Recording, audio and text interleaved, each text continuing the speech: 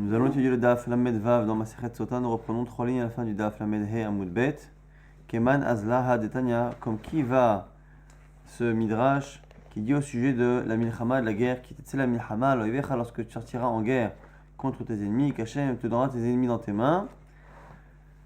Veshavita Shivyo, et tu feras des prisonniers. Alors le sens premier, encore une fois, ce sont des prisonniers, et ça introduit la parasha de l'Ifat Torah, de la prisonnière belle que l'homme veut épouser et qu'il doit convertir avant cela. Mais ici, on n'est plus dans le sens premier.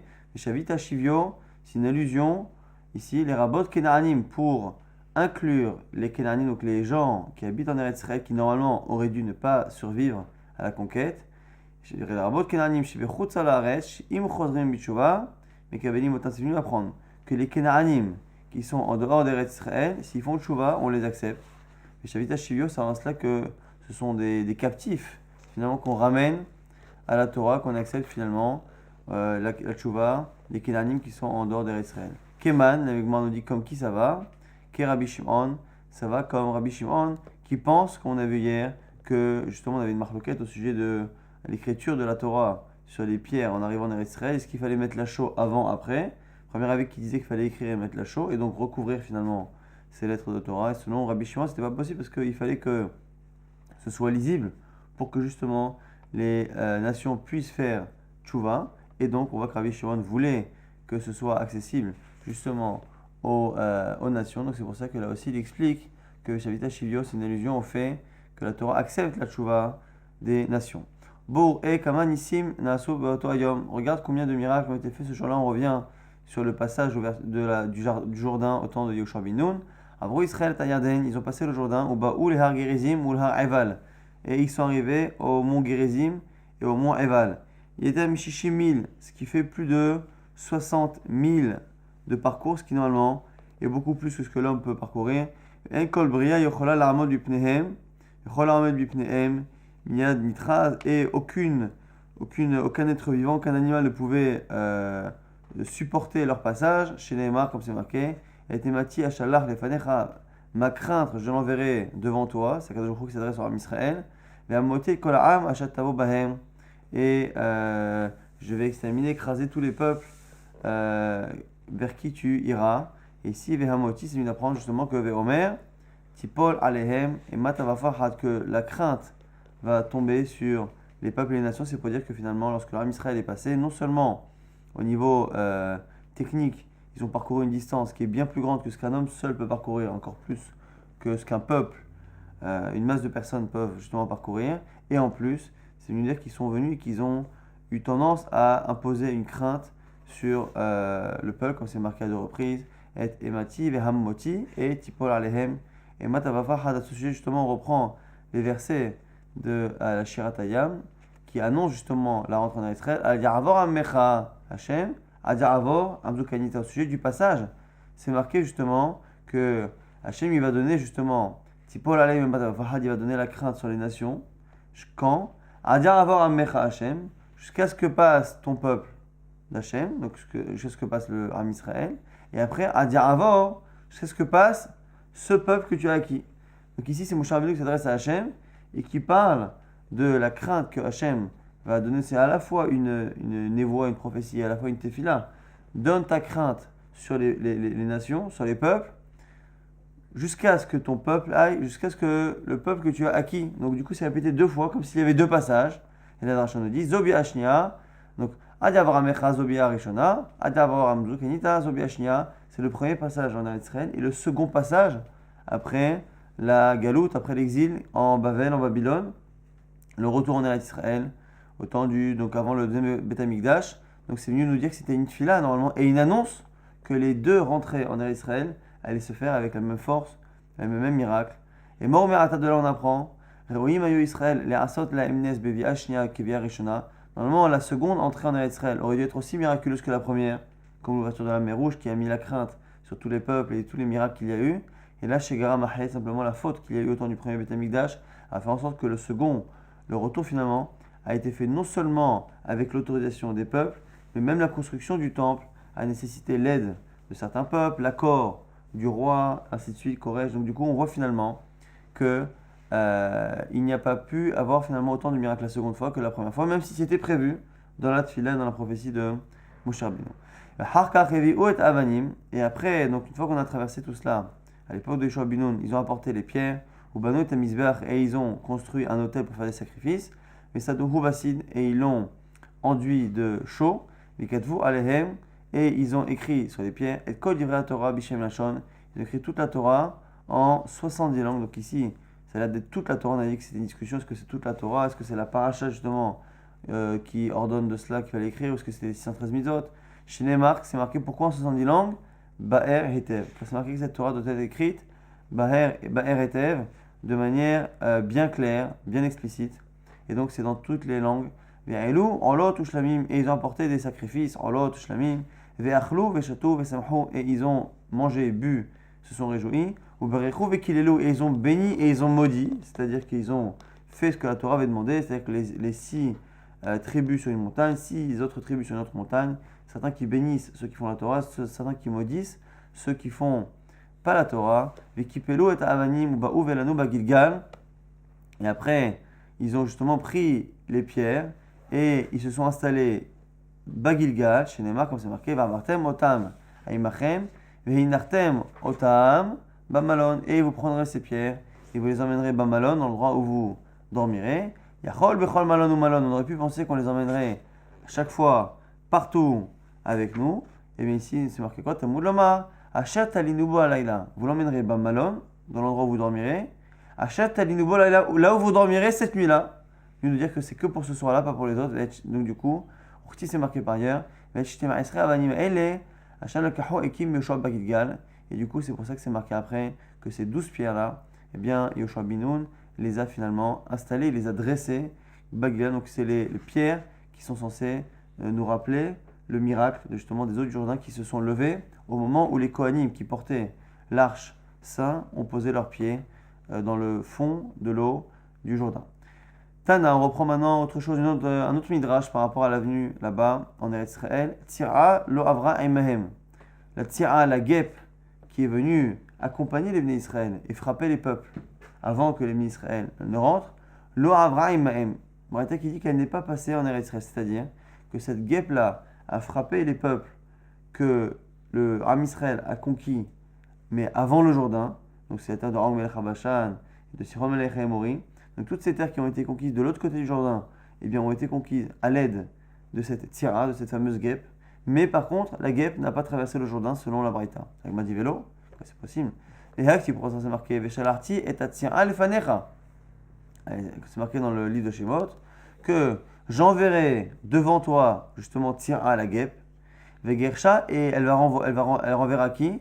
Et Achivi, et Kenaani. Elle renverra, et on cite à ce moment-là tous les peuples de Canaan qui, eux, sont après le Jourdain. Donc comment c'est possible de dire finalement que alors que la Torah au départ avait prévu que cette Sira justement vienne aider le Ham Israël après le Jourdain, parce que c'est là la conquête, comment expliquer finalement que cette Sira, selon la Braïta, aurait l'air finalement d'avoir fait son travail avant son heure, c'est-à-dire lorsque on a conquis des terres qui à la base n'étaient pas prévues, on va dire, dans la conquête d'Israël. Comment c'est possible de dire qu'elle a travaillé avant la prophétie et non pas au moment où c'était prévu? Amar Rabbi Shimon ben Lakish, premier avec Iyal Sefat Yarden Amda. Elle est restée au bord du Jourdain. Vezar Kavahem Mara, Vesimta Enem Milemala, Vesirastan Milemata Shnema. Du coup, c'est une guêpe ici, comme c'est marqué dans le Midrashim, qui avait l'air de jeter une sorte de venin dans les yeux et aveugler ceux qu'elle a rencontrés.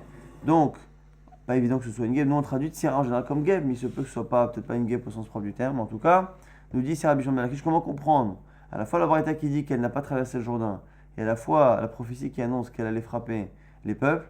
Eh bien, lui a trouvé une solution, c'est de dire que cet animal-là est resté de l'autre côté du Jourdain et a jeté son venin à travers justement le Jourdain et a frappé les peuples là-bas. Vanochi shmati et aimorim ipenehem asher ke gova arazim govho vechason hu ka'alonim. Et c'est ce verset là-bas dans Amos qui dit que Hachem va exterminer les peuples de Émori, donc les peuples de Canaan, Hachem et Gova Razim qui sont grands et forts. Je vais les frapper de haut en bas. Donc du coup, c'est pour dire que finalement, ces guêpes-là ou ces animaux-là sont restés en hauteur. Et en hauteur, ils ont jeté leur venin sur les Kénanim qui étaient de l'autre côté. On est vraiment dans des midrashim ici. Jusqu'à la fin du DAF, vous allez voir beaucoup de midrashim assez particuliers. Rav Papa nous dit Shidet Saot Havai. Autre réponse, il y avait deux types de guêpes. Chada de Moshe, celle de l'époque de Moshe Rabbeinu, qui a frappé finalement les terres de Og, Melech HaBashan, de Sichon, Melech Amori, qui étaient avant le passage du Jourdain. Et Chada de Yoshua, et une, autant de Yoshua, de Moshe Lorava. Celle de Moshe Rabbeinu n'a pas traversé le Jourdain. C'est pour ça que la Braïta nous dit que la guêpe n'a pas traversé. Mais on parle en fait de celle de Moshe Rabbeinu. Yoshua Ava, mais celle de Yoshua Binoun, elle a traversé et elle a frappé les peuples de Canaan comme c'était prévu. Donc deux réponses. Est-ce qu'elle n'a pas traversé la même guêpe, mais qui n'a pas traversé et qui a jeté le venin d'une partie à l'autre du Jourdain, ou est-ce qu'il y a deux types de guêpes, une du temps de Moshe Rabbeinu qui n'a pas traversé, celle de Yoshua qui a traversé. Donc ce sont les deux réponses de Resh Lakish et de Rav Papa.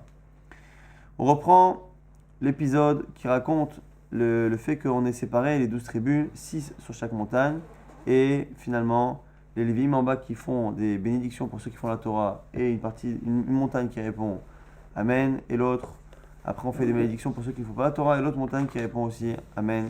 Shashvatim alou les roches Har Gerizim, donc 6 qui montaient du Har Gerizim, 6 qui montaient à Eval, Vechoulé, et c'est marqué au sujet de, justement dans Yoshua Binoun, là-bas lorsque l'on raconte l'épisode, eh bien, on parle là-bas des deux moitiés. Vechol Israël uskena veshotrim veshoftav. On me dit misé ou misé. Tous les bénis d'Israël, avec les sages, avec les policiers, avec les juges. On me dit misé. Ils étaient chacun de part et d'autre. Aaron, de l'arche. Chetzio el mul hargerizim. Une moitié du côté du hargerizim. Vehachetzio. Et au lieu de dire une autre moitié, c'est marqué et la moitié. Et la moitié est le moul har Aïval devant le har Aïval. Et ici, pourquoi l'agma va s'étonner? Parce que normalement on dit une moitié et l'autre moitié. Mais on dit une moitié et la moitié, comme si la moitié était vraiment particulière par rapport aux autres. Maïve hachetio, preuve hachetio. Hamarav Kan dit qu'il est derrière chez Chalukim, Kan, car Chalukim be'avne ephod. Pour nous apprendre ici que la manière que l'on avait finalement de séparer les tribus ici, au Har Eval et au Har Gerizim, sont la même manière que l'on a sur le Avne Ephod, parce que sur les pierres du Ephod, il y avait deux pierres, et sur les deux pierres, on avait séparé les 12 tribus.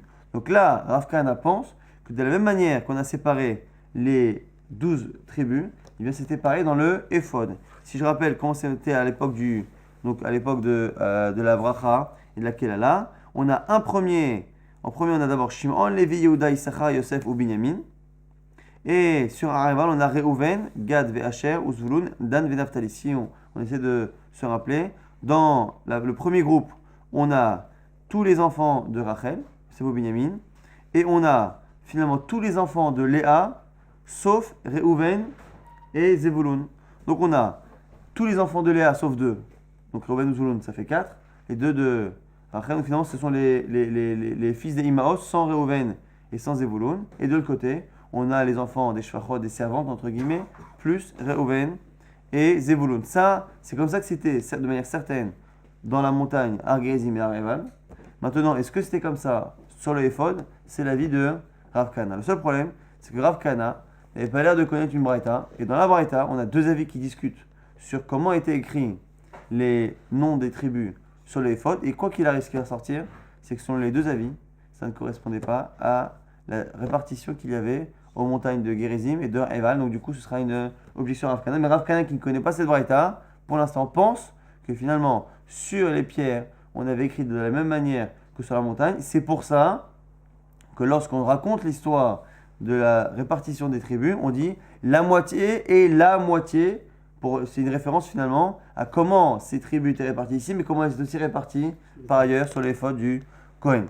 Mais si on objecte avec une braïta où encore une fois les deux avis qui répartissent les tribus dans le Ephod ne sont pas d'accord avec Rav Kahana, et Rav Kahana étant un Mora, eh bien il est soumis à la braïta qui va finalement mettre de côté son avis. Shtavanim tovot hayulo le Kohen gadol aketefav. Il y avait deux pierres précieuses sur son buste. Achat mikan vachat mikan, une de part et d'autre. Ou shmot shnem asar shvatim katuv alem.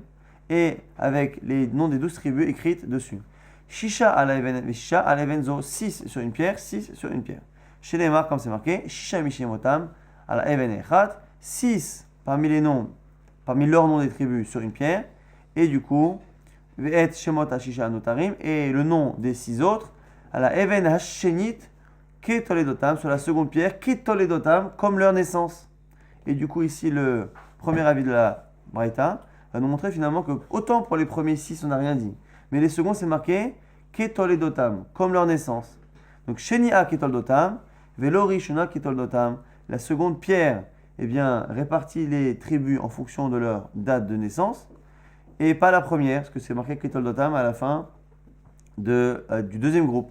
Mifnei Yehuda Mugdam. Pourquoi? Parce que dans la première liste, eh bien, il y a Yehuda qui est en premier. C'est-à-dire qu'en fait, ici, on respecte une certaine logique, sauf qu'encore une fois, dans le cas des fils de Léa, eh bien, finalement, on va mettre Yehuda en premier. Yehuda, dans la première pierre, Yehuda, Reuven, Shimon, Lévi, Dan, Naphtali. Donc ici, Yehuda est en premier. Donc ici, on ne respecte pas l'ordre de naissance à cause de Yehuda, qui est la royauté, qui finalement est en premier. Mais sinon, Reuven, Shimon, Lévi, Dan, Naphtali, on respecte ici une certaine logique.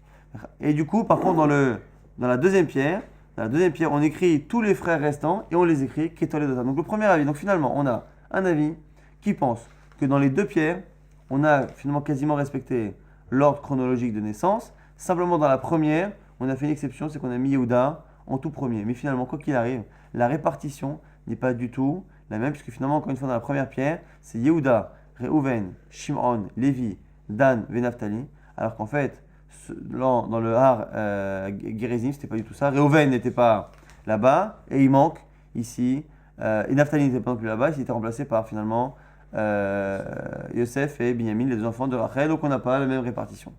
On nous dit au passage aussi que Vechamishim Otion Hayu, il y avait 50 lettres sur les deux pierres. Esrim Vechamesh al Evenzo, Esrim Vechamesh al Evenzo, 25 pierres pour les 6 premiers noms, 25 lettres, Mechila, et 25 lettres pour les 6 autres prénoms. La Gemara fera le compte exact de tout à l'heure. Rabbi Chanina ben Gamliel Omer, deuxième avis de la Braïta, qui n'est pas d'accord avec la répartition des noms des tribus sur les pierres justement du Ephon. Là on tourne la page. Lokederer chez Halokim bechomesh apekudim Halokim beavne Ephon. Il dit non, moi je ne suis pas d'accord. On n'a pas écrit les noms des tribus comme c'est marqué dans Bamidbar. Et là, Kederer chez Halokim bechomesh sheni, mais comme c'est marqué dans le deuxième des 5 livres du Chumash du Pentateuch, c'est-à-dire le livre de Shemot. Ketzad, comment? Bene Léa Kesidran. D'abord on écrit les noms de Léa, les noms des fils de Léa dans l'ordre. Donc c'est pas Yehuda en premier, c'est Reuven, Shimon, Lévi, Yehuda. Mais au lieu de passer après à ceux qui sont nés juste après, et donc les fils de la servante, on passe directement au dernier fils que Léa aura après les deux servantes. Donc c'est quoi? C'est Issachar et Zevulun. Après, Bene Rachel, Echad Mikan, Echad Mikan. Après, finalement, on met les enfants de Rachel de part et d'autre, un de chaque côté. Donc Binyamin et Yosef. Ou Bnei Shfachot, Baemsa, et les 4 enfants, entre guillemets, des servantes, Dan, Naphtali, Gad, Ve'asher, au milieu. Du coup, Vela, Mani Mekayem, comment je fais pour expliquer Kritol et Dotam, c'est marqué justement que c'était écrit en fonction de leur naissance. Sinon pas Kritol et Dotam comme c'est marqué pour le premier avis. Kishmotam, Shekaralaen Avien, comme leur nom que leur père leur a donné. Velo Kashemot, Shekaralaen Moshe, et pas comme les noms que Moshe Rabbeinu leur a donné. Reuven, Velo Reuveni, on écrivait Reuven, le nom de l'ancêtre, et non pas Reuveni, le nom de la tribu, parce que finalement la tribu, c'est Reuveni, les gens de Reuven, les Reuveniens, on va dire. Shimon, Velo Shimoni, on a écrit les noms que leur père Yaakov a donné, et non pas le nom que Moshe Rabbeinu a donné à la tribu, les Shimoniens, Dan, Velo Dani, Gad, Velo Agadi.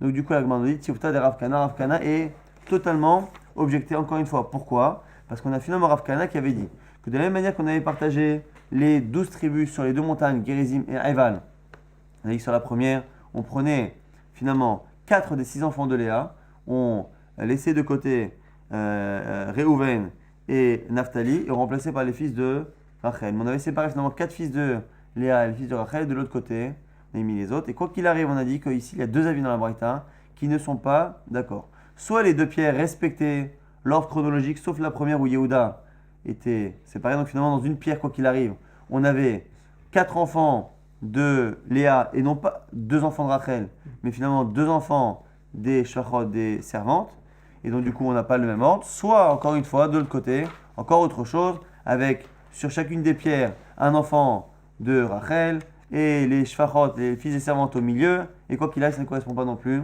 à ce qui était marqué, ce qui était dans les 2 montagnes Har Gerizim et Har Eval, puisque les 2 enfants de Rachel étaient sur la même montagne. Donc quoi qu'il arrive, on a objecté à Rav Kahana, et au passage, on a vu qu'il y a une marloquette sur ce qu'on appelle Ketol et Dotam, le fait que les noms des tribus étaient écrits Ketol et Dotam comme leur naissance, un qui pense que c'est sur la seconde pierre où on respecte strictement l'ordre de naissance, et un qui pense que Ketol et Dotam c'est au niveau de l'écriture de la tribu. On a écrit non pas le nom de la tribu, les Réouvéniens, les Shimoroniens et ainsi de suite, mais plutôt le nom de l'ancêtre, comme il a été nommé par la Torah. C'est ça, Ketol Dotam, comme leur naissance, comme ils ont été nommés à la naissance. Du coup, encore une fois, puisqu'on a repoussé Rav Kahana, et Rav Kahana avait dit finalement son chidouche que les pierres du éphod avaient réparti les tribus de la même manière qu'on l'avait fait sur les 2 montagnes, il n'avait donné cette explication que pour justifier le fait que sur la montagne, on disait, on a mis une moitié ici, et la moitié, comme si finalement la moitié était connue, c'est parce qu'il a dit c'est une référence aux mêmes noms qui sont sur le éphod. Donc du coup, puisque nous on a repoussé cette lecture-là sur la répartition des noms du éphod, il faut qu'on réponde à cette question. Pourquoi c'est marqué une moitié et la moitié ve'achetio? On a dit quoi? Ve'la maï ve'achetio, tana chetio shel mul har gerizim, meroube mechetio shel har eval, mi pene shel levi lemata. Nous dit la Gemara, c'est parce que ici c'est pour nous dire que la moitié qui au niveau du har gerizim, de la première montagne, était plus nombreuse que celle qui était sur le har eval. Donc c'est pour ça que la deuxième qui est sur le har eval, on dit et la moitié, parce que finalement elle est particulière dans le sens où elle est moins nombreuse. Pourquoi celle qui est sur le Har Gerizim est plus nombreuse? Nous dit ici pour l'instant la Gemara, c'est une braïta, Mipene chez Lévi les Mata, puisque la tribu de Lévi était en bas. La Gemara dit maintenant ça n'a pas de sens. Adraba, Mipene chez Lévi les Mata, Batsreleu, au contraire, puisqu'il y a des Lévim en bas, et que techniquement dans la montagne de Har Gerizim, il était censé y avoir la tribu de Lévi. C'est-à-dire qu'il y a une partie des gens qui auraient dû être dans la montagne, qui finalement n'y sont pas parce qu'ils font partie des Lévim. Donc du coup, au contraire, la Gemara dit tu as raison. Achikama, afal piche chez Lévi les Mata, c'est mieux nous dire que finalement, Har Gerizim est plus nombreux, non pas parce qu'il y a des Lévim en bas, malgré le fait qu'il y ait des Lévim en bas. Alors pourquoi? Parce que, Bene Yosef, parce qu'il y avait les fils de Yosef qui étaient là-bas, et les fils de Yosef étaient spécialement nombreux, comme on verra tout de suite. Les tribus de Yosef étaient tellement nombreuses que finalement cela venait compenser. Donc on aurait pu penser que normalement il y avait plus de monde sur le Har Eval, puisque finalement les 6 tribus étaient au complet, ce qui n'était pas le cas des 6 tribus qui étaient sur le mont Gerizim à cause des Lévi'im qui étaient en partie en bas. On voit que finalement malgré cela, c'était le Har Gerizim qui était plus nombreux. C'est pour ça que l'autre moitié on l'appelle la moitié, pour dire qu'elle était moins importante que celle du Har Gerizim. Chez les marques, comme c'est marqué, au temps de Yoshua, Vaïda Berou ben Yosef. Et Yoshua, les enfants, les descendants de Yosef ont parlé à Yoshua Bino en lui disant Madoua natatali nahala goral echad v'hayvel echad v'ni'amra v'adasher adko b'cheni Hashem. Pourquoi ne m'as-tu donné qu'une seule part? Puisque finalement, je suis nombreux, tellement nombreux que Hashem m'a béni, donc finalement, je devrais avoir plus, je n'ai pas assez pour mon troupeau. Yomer alem Yoshua Bino leur a répondu Im amrav ata alelecha hayara. Si tu es si nombreux, alors au sens propre, va vers la forêt. En gros, aller vers la forêt, couper des arbres, c'est pas très écologique en ce moment, mais à l'époque, on le faisait, on coupait des forêts, on rasait des forêts et on faisait des villages. Donc, il leur a dit au sens propre du terme, aller dans la forêt. Ça, c'est le sens premier. Second sens, qui est ici le sens du Midrash, que la Gemara, vous avez remarqué dans Masechet Sota, la Gemara ne s'attarde que sur le sens Midrash et plus, mais le Pshat, on n'en parle pas du tout, donc c'est pour ça qu'il ne faut pas faire l'erreur de croire justement que c'est le sens premier, comme c'est rapporté dans le Rashbam, premier Rashbam sur la paracha, sur Vayeshev Yaakov, et sur Elé Toldot Yaakov, il explique à quel point la Gemara ne parle pas justement du Pshat. Donc ici, le Pshat, on n'en parle pas, mais c'est le fait d'aller dans la forêt pour raser la forêt, faire un village. Maintenant, il a dit autre chose. Amalahen, lechu v'achabiu asmechem bayarim. La forêt aussi, ça connote le fait de se cacher. En général, lorsque quelqu'un voulait se cacher, il allait dans la forêt, un endroit où personne ne nous voit. Et si vous êtes si nombreux, allez vous cacher dans la forêt. Pourquoi? Chez l'autre, Ishlot Bachem Ainara. Parce que vous êtes tellement nombreux que les gens peuvent vous regarder, être jaloux justement de la bénédiction que vous avez d'être nombreux, Et du coup, cette jalousie peut porter un regard mauvais qui peut vous faire du mal. Le Ainara, le mauvais regard. Amroulé, lui ont dit non. Zahed et Yosef, lo shatabe Aïnabisha. La descendance de Yosef n'est pas touchée, n'est pas atteinte par le mauvais œil. Intéressant que Yoshua Binoun n'avait pas l'air de le savoir, ou il faudrait comprendre exactement quelle est la discussion entre Yoshua Binoun et les descendants de Yosef. Donc on voit qu'ils étaient nombreux, c'est pour ça qu'on est passé à ce sujet. Au passage, encore une fois, de fil en aiguille, on passe justement à la référence. D'où sait-on? D'où apprend-on? Encore une fois, pas le srout, pas le mérite, mais d'où sait-on que Yosef, les descendants de Yosef ne sont pas touchés par le Ainara? Dirtif, c'est marqué Ben Porat Yosef, Ben Porat Ali Ain. Yosef, il est Ben Porat, c'est le fils de la grâce. Ben Porat Yosef, Ben Porat, encore une fois un fils gracieux, Ali Ain. Alors, au sens encore une fois propre, encore une fois que le sens propre que la Gemara ici auquel la Gemara ne s'intéresse pas, Ben Porat Ali, c'est le fils dont la grâce, Ali Ain, saute aux yeux, on va dire. Donc c'est celui dont la grâce saute aux yeux des gens. Alors, Rabbi Abaou, mais ici la dracha de Rabbi Abaou, c'est quoi? Atei Koré Ali Ain, ne lit pas, enfin, entre autres, ne lit pas que Ali Ain qui saute aux yeux. Et là, Ali Ain qui monte sur l'œil pour dire quoi? Que finalement, ce Yosef, non seulement la beauté saute aux yeux, mais la beauté de Yosef a tendance à dominer l'œil. C'est quel œil? C'est le mauvais œil. Celui qui regarde et qui veut faire du mal avec ses yeux, eh bien, il n'y arrivera pas puisque Yosef et sa beauté arrivent à dominer. Donc c'est ça la référence de la Gemara, la première, du fait que Yosef n'est pas touché par le Ainara. Rabbi Yosef et Rabbi Chanina Amar. Rabbi Yosef, fils de Rabbi Chanina, nous dit, mais acha, de là, veid gularov, bekerev haaretz, au sujet des brachot, marqué sur Ménaché Ephraim, veid gularov, bekerev haaretz, ils vont se multiplier au sein de la terre, et veid gu milachon dag le poisson, ma dagim shebayam, ma'im mechasim alehem, vein ainara sholetet bahem, de la même manière que le poisson est caché par l'eau, et donc du coup le mauvais œil ne peut pas l'atteindre. Il y en a qui disent que c'est parce qu'on ne le voit pas, il y en a qui disent que c'est parce que même si on le voit, le fait qu'il soit dans un autre domaine, l'eau, et bien finalement, la fonction que l'œil peut avoir pour faire du mal, même si on a du mal à comprendre comment ça fonctionne, ne peut pas atteindre l'eau. Avzaro chez Yosef, pareil, la descendance de Yosef, en aïn, sholetet baen, le mauvais œil, finalement n'atteint pas, en sachant que la raison ici c'est pas rapporté, mais la raison pour laquelle Yosef n'a pas été touché par le Ainara, dans les Gemarot, il y a plusieurs réponses qui sont données. Première, c'est ce qu'on verra dans la suite, dans la fin du DAF, c'est le fait justement qu'il n'ait pas fauté avec la femme de Potiphar, c'est qu'il n'a pas voulu regarder ce qui appartenait à quelqu'un d'autre.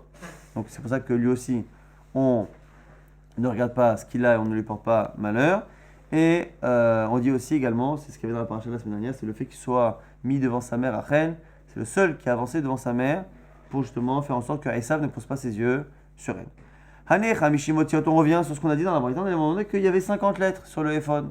Lorsqu'on avait cité les 12 tribus, 50 lettres, 25 sur le premier, 25 sur le second. La Gemara dit attends, Hanech Hamishimotiot, Hamishim, Nichi Chadavian, mais il en manque une, il y en a 49, 50, moins une. Pourquoi? Parce que sur la deuxième pierre, eh bien, il n'en a que 24, donc 25 et 24, ça fait 49. Amar Rabbi Yitzhak, première réponse de Rabbi Yitzhak, Yosef aussi fulo ot achat. Yosef, on lui a rajouté une lettre. Shenemar, Aedut, bihi Yosef samo, betseto al eretz Mitzraim. C'est marqué dans Tehilim, Aedut, un témoignage, bihi Yosef samo, il a mis dans Yosef, et là-bas Yosef est marqué avec un he.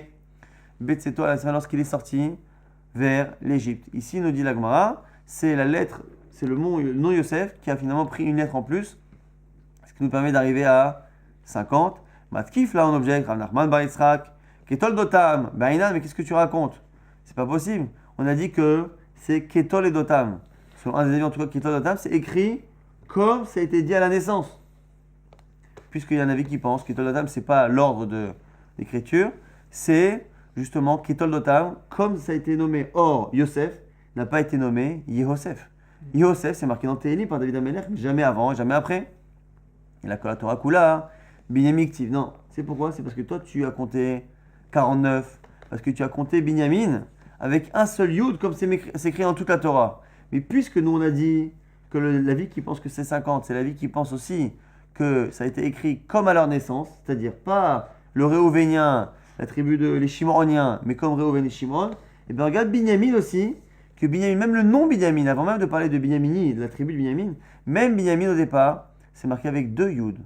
Ve'acha Binyamin Shalem, pourquoi Kirti Ve'aviv, car l'homme, on a dit que Rachel, qui est décédée en couche, elle l'a appelé Ben Oni, elle a appelé le fils de mon malheur, mais lui, Ve'aviv, son père, elle l'a appelé Car alors, Binyamin, avec 2 yud. Donc pourquoi tu as compté 50? Parce que tu as compté Binyamin comme en temps normal, mais tu as oublié de rajouter le yud qui était à la naissance, puisqu'encore une fois, on a pris vraiment les noms qui ont été donnés par Yaakov. Donc on a 2 avis, soit c'est le He de Yosef, soit c'est le yud de Binyamin qui fait finalement qu'on arrive bien à 50 lettres sur les 2 pierres du Ephod.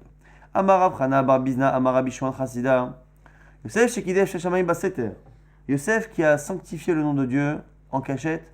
Aussi faut Alav Otachat Mishemo Shel Kadosh Baruch Hu. On lui a rajouté une lettre d'Akadosh Baruch Hu, donc qui est le He. Yosef comme pour Abraham et comme pour Sarah qui en a rajouté un He. Yehuda Shekidesh Sheshamayim Befaresia. Yehuda qui a sanctifié le nom d'Akadosh Baruch Hu justement en Befaresia, en public. Nikra Kulo Al Shemo Shel Kadosh Baruch Hu.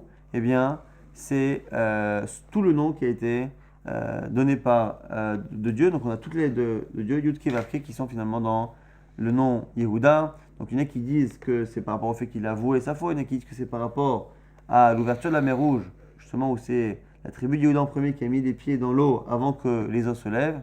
En tout cas, on voit que selon la Gemara, Yosef a sanctifié le nom de Dieu en cachette et donc il a eu le He. Yosef Mahi, la Gemara dire c'est quoi la sanctification du nom de Dieu que Yosef a fait en cachette, et dire si quand c'est marqué le sujet justement, l'épisode de la femme de Potiphar, Vayhik Hayom Hazeh.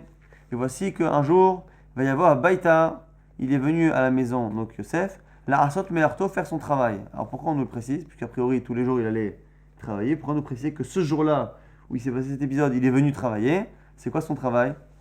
Nous dit Rabbi Yochanan, Amar Rabbi Yochanan, c'est une manière jolie et discrète de dire qu'il avait prévu de fauter. Après des mois ou des années d'harcèlement, il avait lâché prise et décidé finalement de se laisser fauter. Mais la Metch et Shneem, l'Idvar Averan Itkavnu, de là on voit que les deux avaient prévu finalement ce jour-là de fauter. Et du coup, on sait très bien que comme il s'est retenu, en cela, c'est un Kiddush Hashem, puisque finalement il a réussi à s'en sortir et à éviter la faute. Va y avoir Baïtala Sot Melarto. Alors justement là-dessus, c'est une discussion Rav Shmuel.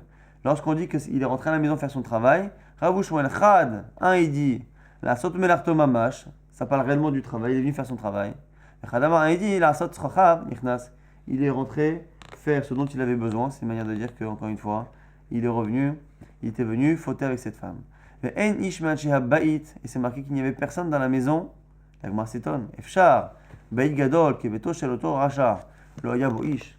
Est-ce que c'est possible que finalement, la maison de Potiphar était un des ministres, donc c'était Saris Paro Sarat Abachim, c'était un des ministres, un des conseillers, c'était un ministère. Est-ce que c'est possible qu'un ministère soit vide, enfin une maison comme ça d'un ministre soit vide?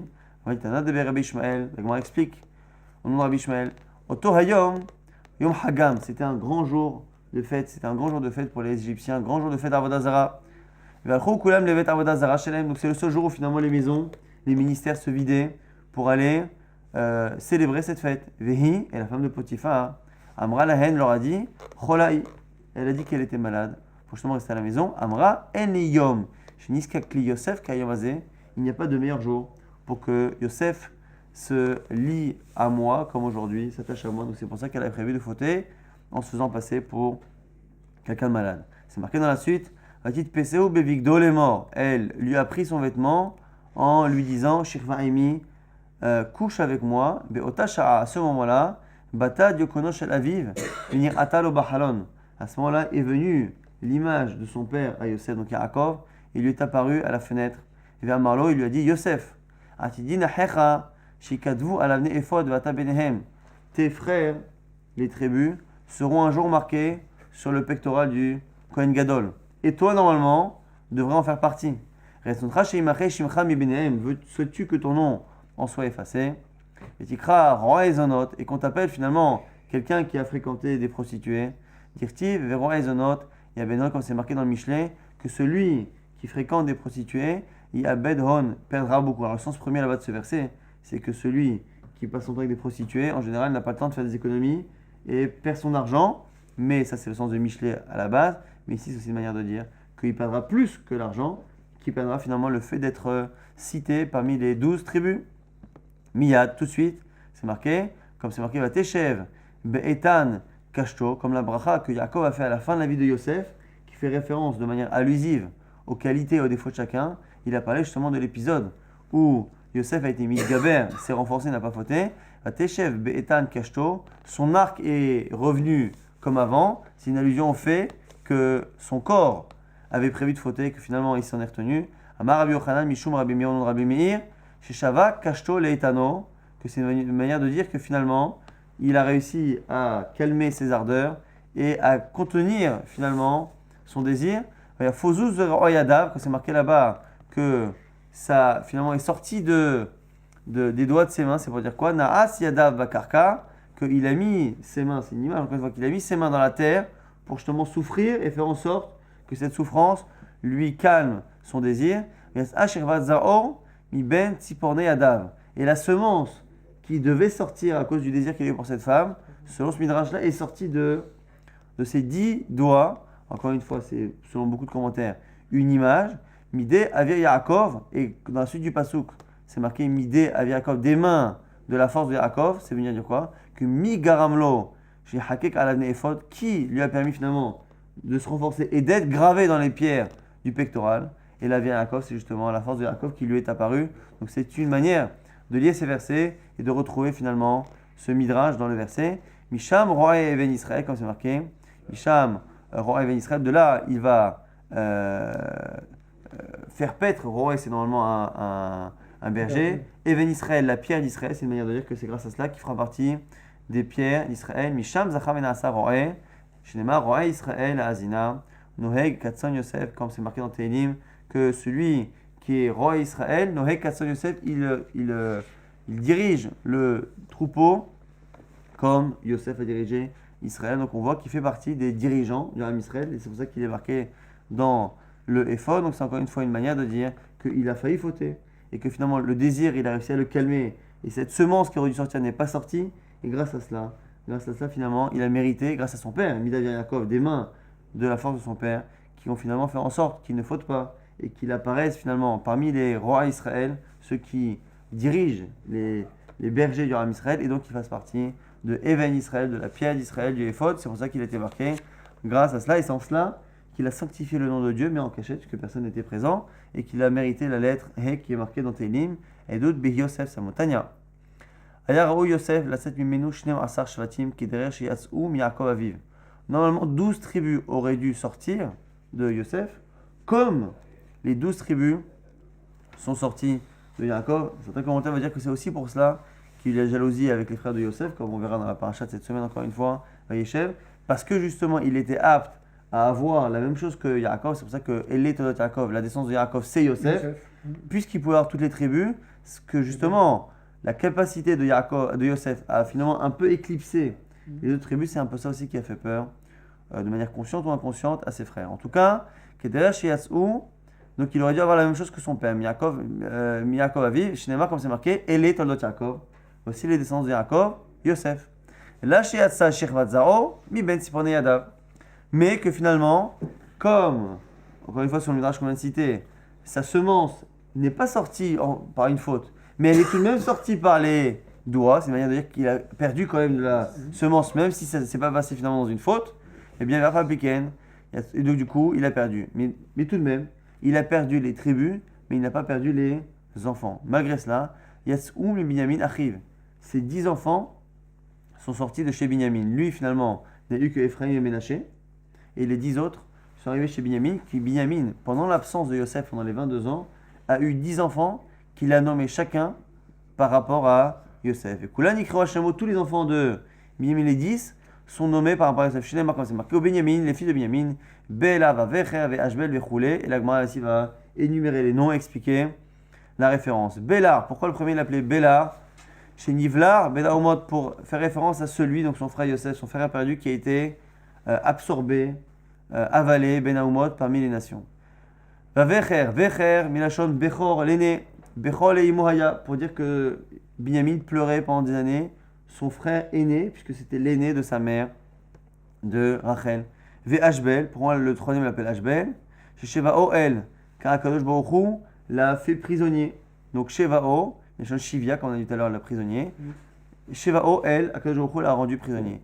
Gera, Meshon guerre, qu'il était étranger. Guerre, Bersaniot, que finalement il a vécu comme un étranger dans une terre qui n'est pas la sienne. Mais Naaman, pourquoi? Milachon Naïm, parce qu'il était très très beau, très charmant. Chez Naïm Beyoter, qui était très beau, très gentil. Echi Varosh, Echi donc Varosh. Deux, Echi c'est Milachon. Ahi c'est mon frère. Veroshi c'est mon maître, mon chef. Mupim Bechopim, ces deux noms-là c'est quoi? Hu Lora'a Bechopati, Vani Lora'iti Bechopato. Personne de l'un n'a vu le mariage de l'autre. Lui il est parti, il a dû se marier ailleurs. Et moi, je me suis marié sans sa présence. Va'ard, et le dernier nom est sujet à une marloquette. Ard c'est quoi? Chez Arad, l'Even Umot Olam, soit c'est parce qu'il est descendu avec les autres nations, même si ça ressemble un peu à ce qu'on a dit tout à l'heure, qu'il a été absorbé. Absorbé, c'est que il a été annulé. Va'ard, il est descendu peut-être spirituellement. Et ici, il y en a qui disent que Va'ard, Milachon, Vered, la rose. Chez Panav domine et Vered, que son visage était beau comme celui d'une rose. Amar Rabbi Chia bar Abba, Amar Rabbi Yochanan, Besha'a Shavalo Parol et Yosef, lorsque Yosef est venu voir Paro, et que Paro lui a dit, une fois qu'il a interprété ses rêves, sans toi, le Yarim Ish et Yado Vetraglo, Bechol Eretz Chaim, sans toi, aucun homme ne levera le pied et la main dans toute l'Égypte. Donc il a donné les clés du pouvoir. À ce moment-là, Amrou, il stagnait Paro. À ce moment-là, les conseillers et en même temps les astrologues de Pharaon, qui étaient finalement les astrologues et les conseillers, on dit Paro, Even, chez le Kahorabo, Ba'asim Kesef, dis-moi, un serviteur qui a été acheté 20 pièces d'argent, Tabshileo, Aleno, tu vas le mettre sur notre tête, puisque le seul qui n'était pas dominé par Yosef, c'était Pharaon, mais tous les autres serviteurs l'étaient. Amala, il leur a dit Guinone Malchut, je vois chez lui, Aniroebo, je vois chez lui des signes de royauté, il a la beauté, l'intelligence, la force, il a les caractéristiques d'un roi. Amroulé lui ont dit Imken, et Yodea Beshaim Lachon, si c'est un roi, il devrait connaître les 70 langues, c'était l'habitude à l'époque des rois de connaître les langages de toutes les nations, les 70 langues. Mais ce n'était pas le cas de Yosef jusqu'à présent. Ba Gabriel, Velim Medo Shem Lachon, l'ange Gabriel est venu, ce qu'on avait vu il y a quelques jours, que Gabriel, il connaissait tellement toutes les langues qu'il était le seul des anges à connaître l'araméen. Donc il a appris les 70 langues à Yosef. Et du coup, Lohavakagamar, ça ne marchait pas. Il y qui disent qu'il apprenait, il oubliait, mais en tout cas, il s'est marqué que ça ne marchait pas. Osiflo Otachat, Mishemo Shalakadosh Baruch Hu, il lui a rajouté une lettre du nom d'Hachem, donc le He. Donc c'est ça ce qu'on a dit, Aïdoud Be Yosef Samo, Velamad, il a appris Shnemar, Aïdoud Be Yosef Samo, Betseto Al Eretz Misraim, Sefat, Lo Yadati Yishma. Aïdoud, un témoignage, Be Yosef, dans Yosef, donc Yosef il a rajouté un He, Samo il a mis, Betseto Al Eretz Misraim, lorsqu'il est sorti vers l'Égypte, c'est au moment où il est sorti, faire sa première tournée, après qu'il ait été nommé par Paro. Et c'est marqué quoi à la fin du verset? Sefat, Lo Yadati Yishma. Il y avait une langue que je ne savais pas apprendre. C'est venu nous dire justement que le He est venu compléter un manque qu'il y avait chez Yosef qui n'arrivait pas à apprendre ces langues-là de l'ange Gabriel. Ulmaha, le lendemain, Kol Ishana de Ishta'e Paro Bahade Ahadale. Paro a tenté de lui parler dans toutes les langues, ça a fonctionné. Ishta'ehu Belashana Kodesh. Maintenant, lui, il lui a répondu avec une autre langue qui fait partie des langues des 70 nations, qui est une nation à part, c'est l'hébreu, Belashana Kodesh, la langue sainte. Lo Hava Kayada Mahave Yama. Et du coup, le Paro n'arrivait pas à comprendre. Allez, il lui a dit à Gamri, il faut que tu m'apprennes, je ne peux pas avoir une langue qui ne connaissent pas, parce qu'il ne connaissait pas une langue qui ne faisait pas partie de son nation, parce que le Ram Israël est toujours à part, que justement, il est Loïmané, il n'est pas compté avec les autres nations. Agmare Velogama, il lui apprenait, mais il n'arrivait pas à retenir. Amalé lui a dit Ishtabar li Delo Megalet. Encore une fois, le Midrash qui nous dit qu'il lui a demandé de jurer, jure-moi de ne dire à personne que mon cerveau n'arrive pas à apprendre l'hébreu. Ishtabarlo, il lui a juré, qui a malé. Et du coup, d'où on voit ça? Lorsque, à la fin de la vie de Yaakov demande d'être enterré en Égypte. Et il dit à Yosef, jure-moi que tu m'enterres. Il va voir à ce moment-là, Paro, et il lui demande, Avi Ishbi'an, il est mort. Mon père m'a fait jurer. Et le Midrash se demande pourquoi il a précisé que son père l'a fait jurer. Pourquoi il ne vient pas? Et il dit, s'il te plaît, mon père m'a demandé. Pourquoi il dit, mon père m'a fait jurer? C'est une allusion discrète au fait que lui aussi était lié à un serment avec Yosef. Amalé, Zil Itchil Ashorater, parce qu'en fait, c'est venu nous contracter finalement une discussion qui est entre les deux. Il a dit, mon père veut, pourquoi? Parce que j'ai juré. Ah, il t'a juré? Ben, t'as qu'à demander à quelqu'un de t'annuler ton serment. Amalé, il a dit quoi? Vichelina Miradidar, du coup, j'ai fait une paire de coups, je vais en même temps annuler le serment que je t'ai fait de ne pas dévoiler le manque spirituel et cérébral que tu as avec la langue hébraïque. Il lui dit non, Afalgar, Delon Yichale, donc du coup, à cause de cela, même si Paro n'était pas intéressé par le fait qu'il sorte d'Égypte pour aller enterrer son père, eh bien, allez ou Gvor et Avicha, va enterrer ton père, comme c'est marqué, Ka'asher Ishbi'acha, comme il te l'a fait jurer, de là on voit que ce n'est que le côté serment qui a finalement fait pencher Paro et il lui a fait autoriser Yosef à sortir de l'Égypte pour aller enterrer son père.